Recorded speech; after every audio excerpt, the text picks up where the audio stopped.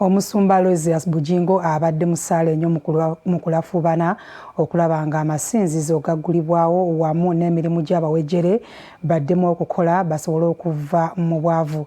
Kale olunaku olw'eggulo omukulembeze w'eggwanga mu kwogerako eri eggwanga yalagidde ab'emirimu egyo okuddamu okubeera nga bakola, era omusumba ategeezezza nti eno yabadde entabiro ya ssanyu lye, bw'atyo n'asaba abantu obutava ku Katonda kubanga Katonda yekka kino ye yakikoze.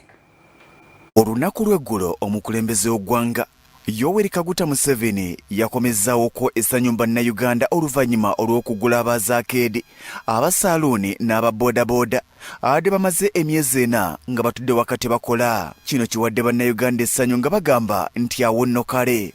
Some of the arcades, not all, provided they have the following. Number 1, temperature guns. Social distancing to assembly must be observed.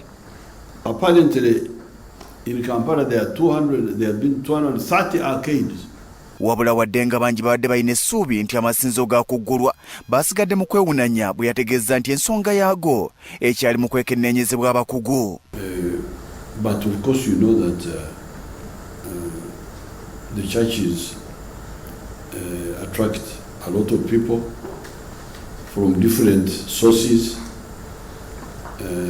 So I have asked the scientists to continue discussing with them, with the church leaders, how they think it can be done safely.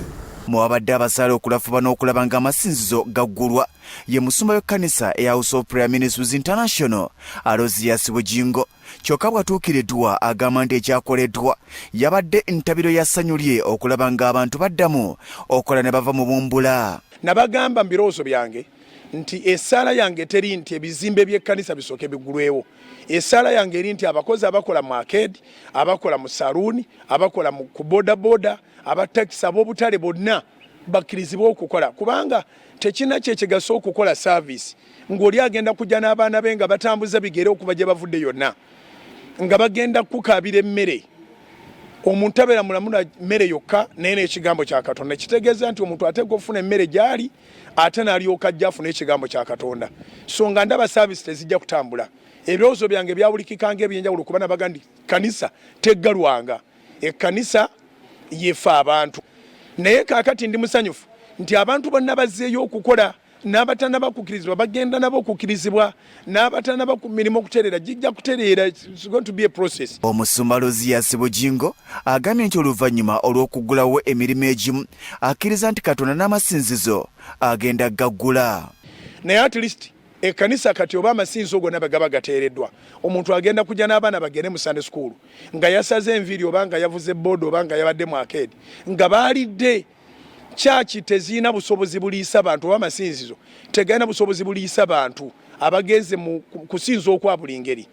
So kati kijja kuba kyangu kati in the near future tusaba Katonda atusumulule nga atusumuludde, era His Excellency ajalangirire amakanisa gaddewo, yagambye obuvunaanyizibwa yabukwasizza bakabona, katulabe obwangu bwe banaakozesa. Naye nga nze ndowooza nti churches ziri very organized. Fe ku Kanani ne luli nga twali tunabagamba nti tulekeraawo, twali tumaze okuteekawo okunaaba mu ngalo, SOPs ezisinga omungi twali tuzirina. Aluŋŋamizza ku nsonga ey'abamu kuba atunuulira okuyita mu kwekalakaasa okusakaza gavumenti okusobola okuba ng'eggula amasinzizo. So constitutionally okulaga obutali bumativu kirungi, era tekiyinza kuva mu ggwanga naddala nga obutali bumativu bubadde tebuliiwo. Naye tuteekwa okumanya embeera bw'efaanana, tuteekwa okumanya obulamu businga buli kintu kyonna kye tusobola okwadvocatingira. Ekyokubiri, abasumba abakwate ekkubo ly'okwekalakaasa baba bagudde nnyo nga bagudde ekigo kinene nnyo okuva ku Katonda, kubanga buli ajja gye tuli tetumugamba nti agende yeekalakaase. Buli ajja gye tuli tumuyambako okunyweza emikono gye tuyingire mu kusaba. Essuubi lyaffe litubeera mu Katonda, okukkiriza kwaffe kutubeera mu Katonda.